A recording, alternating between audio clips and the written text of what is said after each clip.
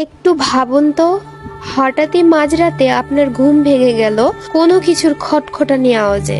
আর সেই খটখটানি আওয়াজটি আসছে বাহির থেকে, আর সেই খটখটানির আওয়াজটি করছে কোনো অশরীরী শক্তি।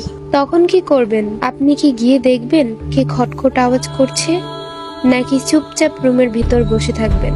ঘটনাটি 2001 সালের ঘটনা। তখন আমি ছিলাম একটি নির্বোধ শিশু। পুরো অভিজ্ঞতাটা হয়েছিল আমার মা আর দাদির। সে এক অনাকাঙ্ক্ষিত রাতের ঘটনা। সে সময় আমার বাবা কর্মসূত্রে বাহিরে ছিলেন। আমাদের বাড়িতে 3টি রুম। একটাতে আমি, মা ও বড় বোন ঘুমাচ্ছিলাম, আর একটাতে দাদি ঘুমাচ্ছিলেন। অন্য একটা রুম ছিল পুরাই খালি। রাত আনুমানিক 12টা তখন। হঠাৎই খালি রুমের জানালা থেকে খটখট আওয়াজ আসতে শুরু করে। দাদি সেই রুমের কাছে ছিলেন, তাই তিনি আওয়াজটি প্রথমে শুনতে পান। এদিকে অন্য রুমে আমরা ঘুমাচ্ছিলাম। হঠাৎই আমার খিদে পেয়ে যায় এবং আমি কান্না করে উঠি। আমার কান্নার শব্দ শুনে মাও জেগে যায়।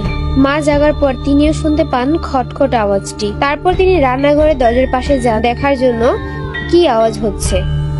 প্রথমে তিনি ভেবেছিলেন হয়তোবা চোর এসেছে, তাই মানুষ আছে বোঝানোর জন্য তিনি কণ্ঠস্বর পরিষ্কার করার আওয়াজ বের করেন। আর ঠিক সেই মুহূর্তে জানালার সেই আওয়াজটি খুব দ্রুত গতিতে রান্নার ঘরের দরজায় চলে যায়। আর এখন আওয়াজটি যেন আরো তীব্র হয়ে ওঠে। তারপর মা দাদির রুমে গিয়ে জিজ্ঞাসা করেন কিসের আওয়াজ হচ্ছে। তখন দাদি ফিসফিস করে মাকে বলেন, তোমার কি এখনো মনে হচ্ছে যে এটা মানুষের কাজ?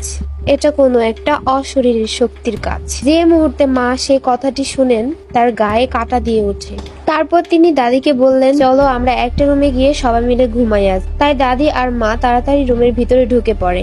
রুমে ঢোকা মাত্রই মা দরজাটা আটকিয়ে দেয়। দরজা আটকানোর সময় একটু শব্দ হয়েছিল। যখনই সেই শব্দটি হয়, সেই মুহূর্তে আবারও দ্রুত গতিতে খটখট আওয়াজটি যেন বেড়ে যায়। বেড়া দেওয়া ছিল বাসাটা, তাই আওয়াজটি খুব ভালোভাবে শোনা যাচ্ছিল। এক সময় আওয়াজের তীব্রতা যেন অনেকটা বেড়ে গেল। মনে হচ্ছিল যেন এখনই বুঝি দরজা ভাঙবে। তখন মা ও দাদি অনেক বেশি ভয় পেয়ে যান।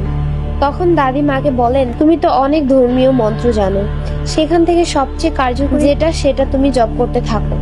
বলে রাখি আমি চাকমা পরিবারের মেয়ে। তো তখনই মা কাঁপা কাঁপা কণ্ঠে জপ করতে শুরু করে। যখনই মা মন্ত্রের অর্ধেক জপ শেষ করলেন, সেই মুহূর্তে চারদিক থেকে অতি তীব্র গতিতে খটখট আওয়াজটি আরো বেড়ে যায় মনে হচ্ছিল। এখনই মনে হয় সব ভেঙে ফেলবে। মা জপ করা তখনও চালিয়ে যাচ্ছিলেন।